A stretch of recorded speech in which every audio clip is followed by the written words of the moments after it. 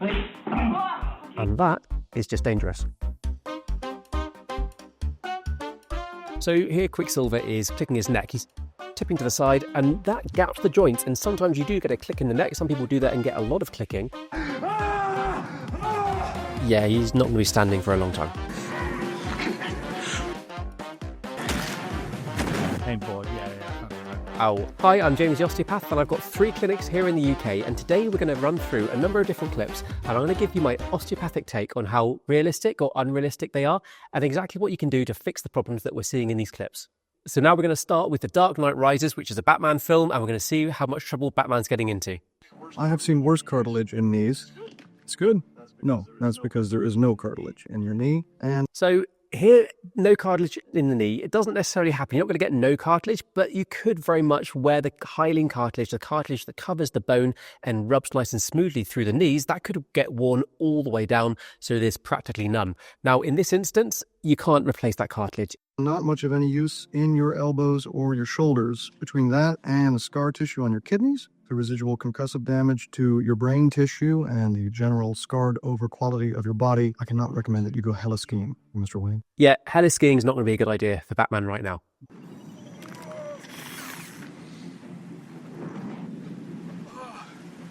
So a brace like this is going to be useful to articulate the knee, which this is doing, but this is just forcing the joint. It's going to potentially cause more damage, a lot of pain, which is going to create a lot of guarding through the knee. Not the best. However, gentle progressive movement and articulation is a good thing and will help. So apparently exosuits are a real thing and they're being developed right now. However, they're certainly not as small and compact as these ones are.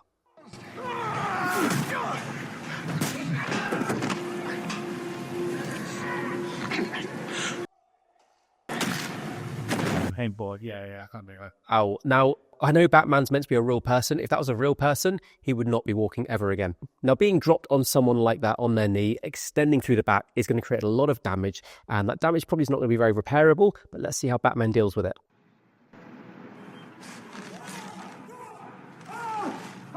Right, so what they've decided to do, obviously, is traction Batman. Now, this is going to be useful if he's got a disc bulge, disc prolapse, or what we might call a slip disc, because it tractions the disc, which helps the repair process. However, as we know, Batman's probably got a broken back.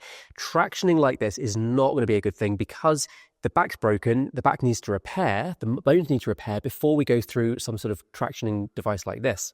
So what I mean by that is if you've got a disc bulge or prolapse, it looks a little bit like this. The disc is bulging out, it can press on the nerves and pain shooting down the leg or into the back. The reason why we decompress things is because if I decompress, it does that.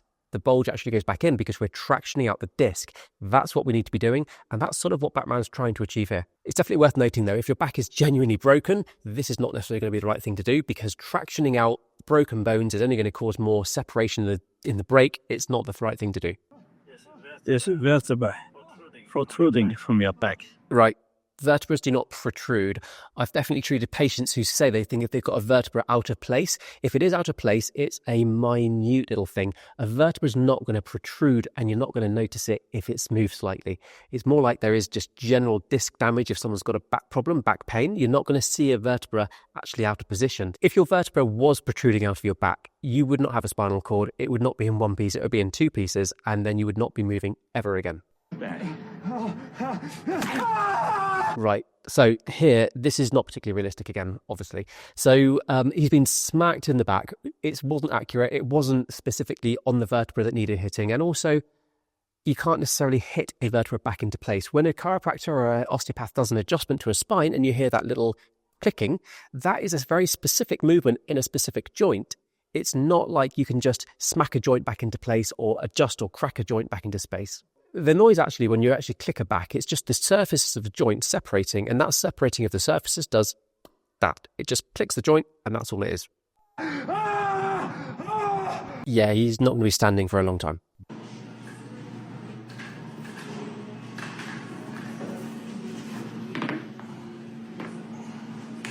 I've seen these, and it might, extending, it might create a bit of a click in the back. This is obviously fake noise. His back's not actually clicking.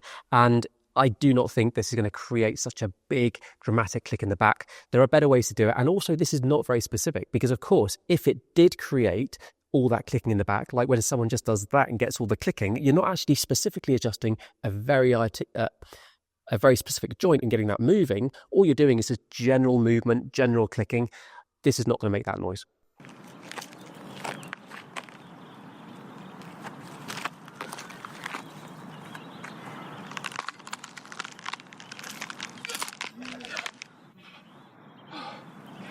Right, so if only we could fix posture that easily, it would be nice, wouldn't it? But on a more serious note, of course, this is really quite important. We're like this all day, every day, on computers, on phones. Think about your posture, get it back into alignment. It's going to make a massive difference to your life. All right, Mr. Stiffen Back, sounds like you've got a C13 spondylolectomosis, and you're going to need a backiotomy. Breathe out. All right, so this is obviously a joke. For anyone who doesn't realize it's a joke, when you go to an osteopath or chiropractor, they're not going to do this. If an osteopath or chiropractor ever were to do this to you, probably don't go and see them again. You have bad posture when you're sitting there like this. Sometimes you find your upper back rounded like this. I'm going to show you one movement you can try to activate the muscles on the back side of your body. These muscles right here, because those are the ones that pull the shoulder blades back and down and improve. On a side note, I don't think this is going to be very effective. Activating the muscle is not necessarily what you want. You want strengthening. Let's see what he does. Put your thumb down, and you're going to stick your thumbs toward the sky like a hitchhiker. Tall posture, shoulders down like this, not up like this the whole time. And you're going to go thumbs behind you. You're going to make a Y. Then you're going to make a T.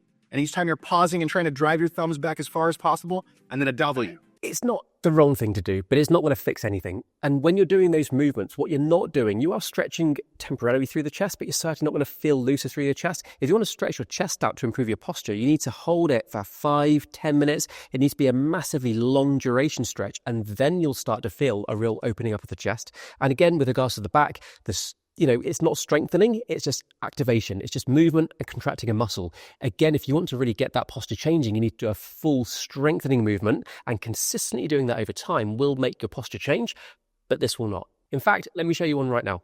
So we're going to show you a strengthening movement for your back to actually improve your posture. What I want you to do, get a stretchy band, and then you're going to pull through to here, keeping your elbows high, not into your side, elbows high, pull all the way back, squeeze your shoulder blades back together when you do this movement, and hold it there for a second, and then forward. You're going to do 20 of these. You should really feel that working into your back, and try to do 3 sets with 30 seconds in between each set.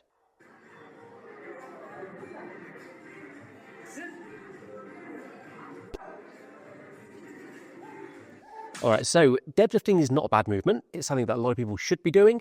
This, unless he's a power lifter, going to this extreme level is really not necessary, because all you need to do is go to maybe 70-80% of failure, and you start to feel difficult with the movement. That's going to strengthen it enough. Is this dangerous, what he's doing right here? He is rounding his lower back. When you deadlift, if you round your upper back but keep your lower back relatively straight, that's quite a powerlifting thing to do. It's okay.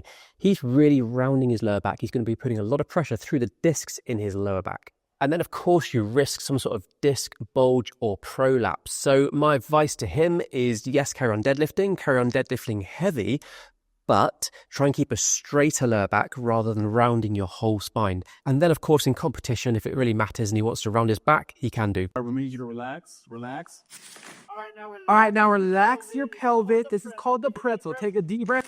Yeah, of course, that is exactly what we do all day, every day, really.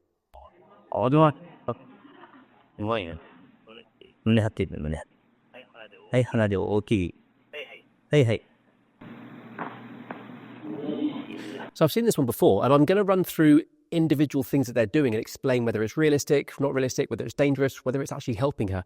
What they've just done here is actually, it's a chiropractic technique, and they are adjusting the joint at the very top of the spine there, and it's actually okay. It might look a bit weird, it might look a bit dangerous. This is actually okay. はい、体大きい。鼻で大きい。もう一回握って。はい。はいはい。首やって。That's not okay. So what they're doing there, they're just extending hard through the neck. It's not very specific. It's not actually, I don't think it's really adjusting anything or clicking a joint. It's just a deep extension through the spine, and it looks like they're probably head-busting each other right there.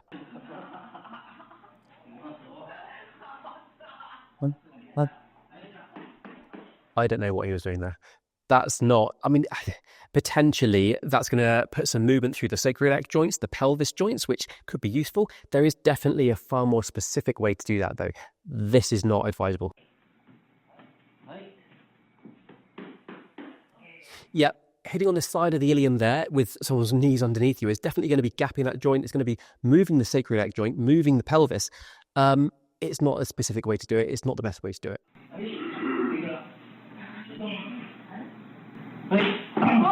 And that is just dangerous. And if someone ever looks like they're going to do that on you, I would tell them to stop. Breathe in. Exhale. So this potentially is okay, or could work. He's putting his hand on a specific joint and he's extending. So in theory, he's adjusting an area of the spine that he's intending to, not just extending the whole back and hoping it clicks. However, there are definitely ways that you would get taught to do this technique, far more specific, and you actually get the right joint to move rather than generally extending through.